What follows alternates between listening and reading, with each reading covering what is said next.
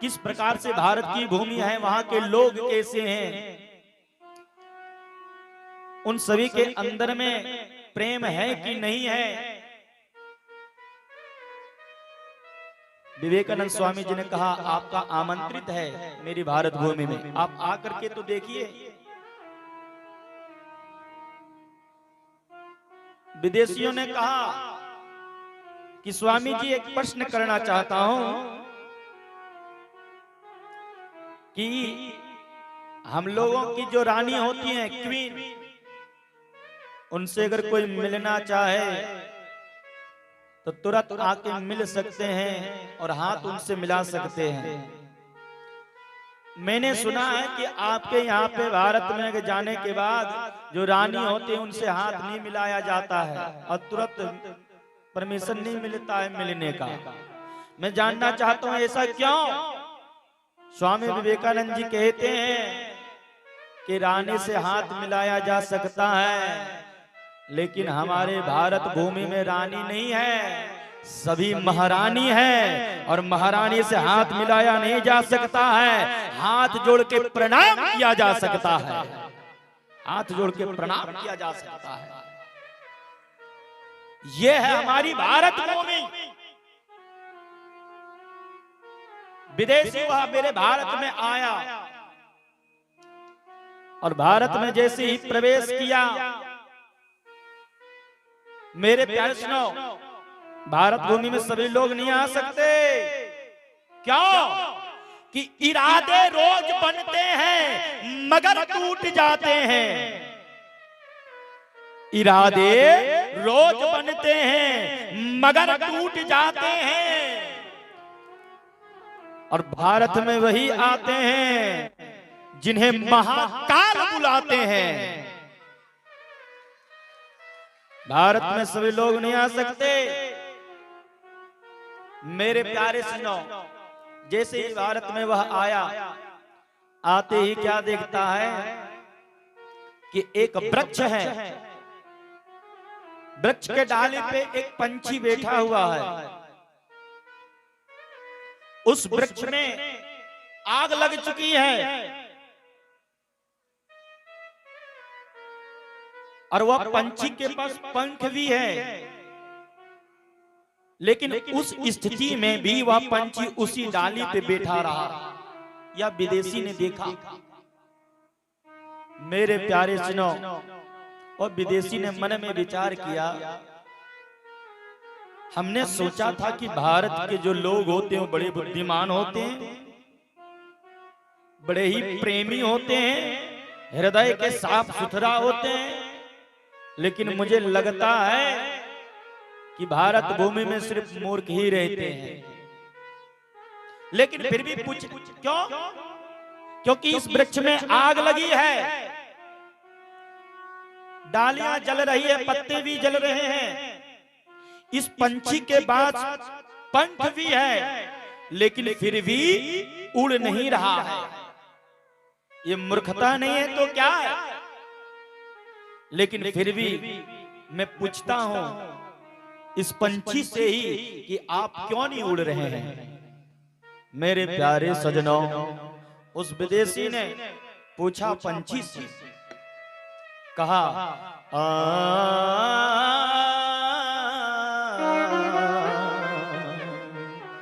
विदेशी ने पूछता है पंछी से, आग लगी है इस वृक्ष में,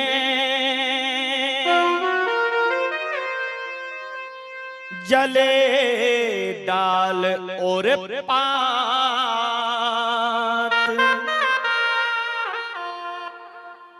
पंछी, इस वृक्ष में आग लगी है, डालियां पत्ते सारे जल के राख हो रहे हैं।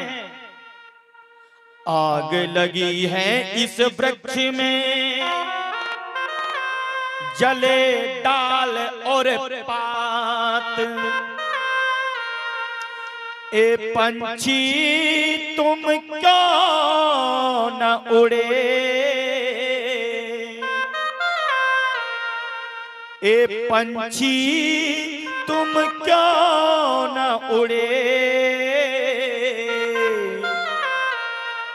जब पंख तुम्हारे पास।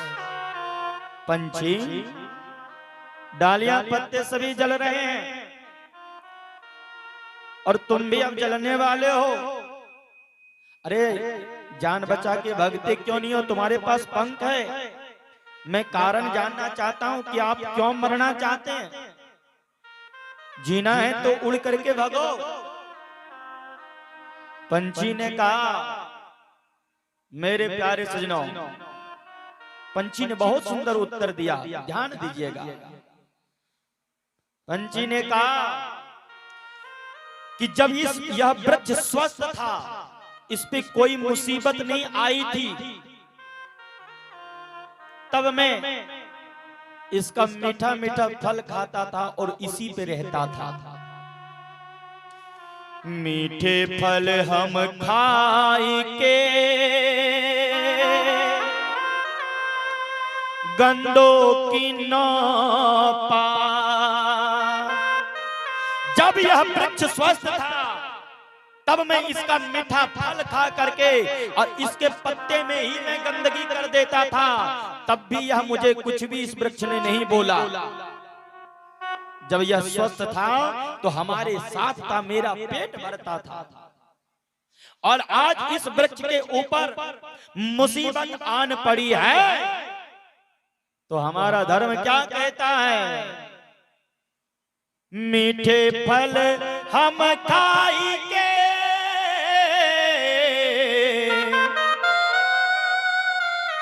और गंदों की नो पात। और धर्म हमारा ये कहता है, धर्म हमारा ये कहता है, जलो वृक्ष के साथ।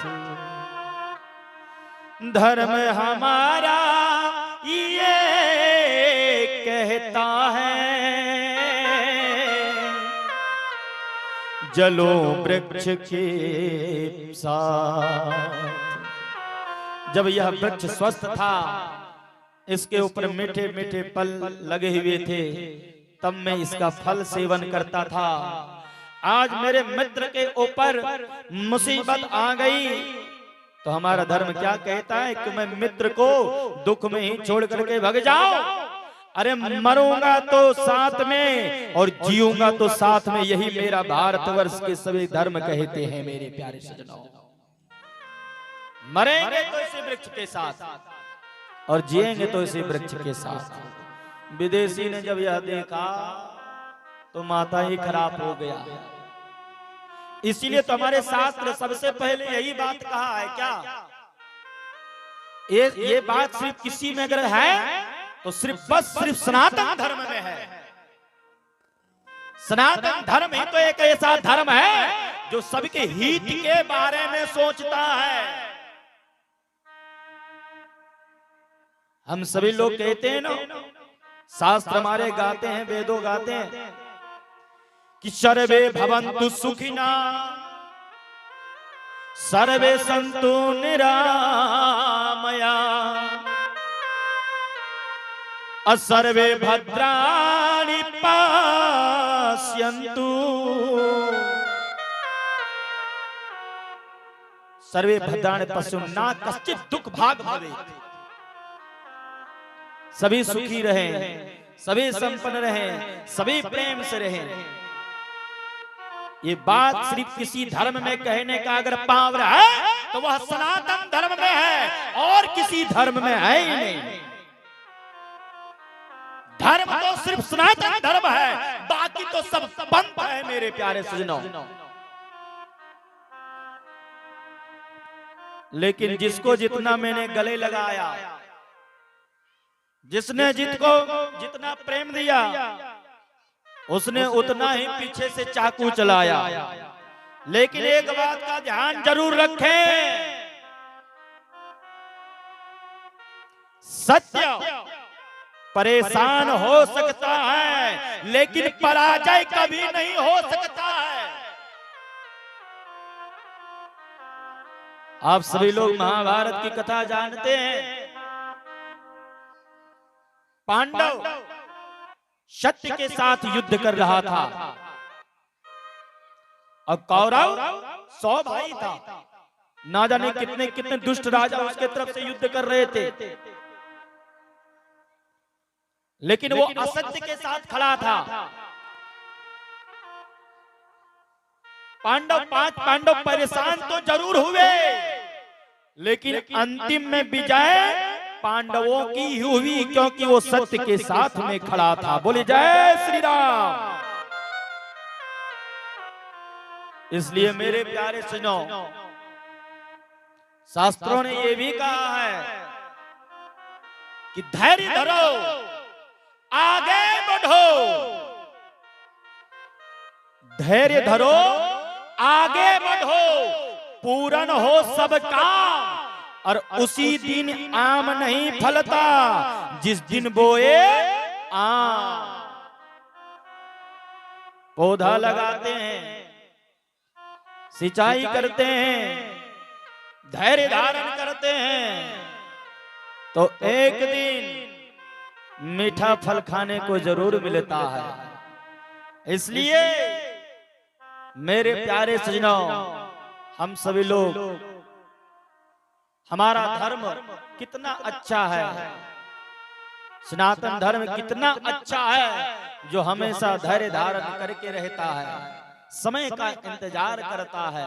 और सत्य कहता हूं, एक दिन सत्य की विजय निश्चित रूप से हुई है, और उसका प्रमाण कई प्रमाण है, लेकिन एक प्रमाण प्रत्यक्ष रूप में ये है, जो उसी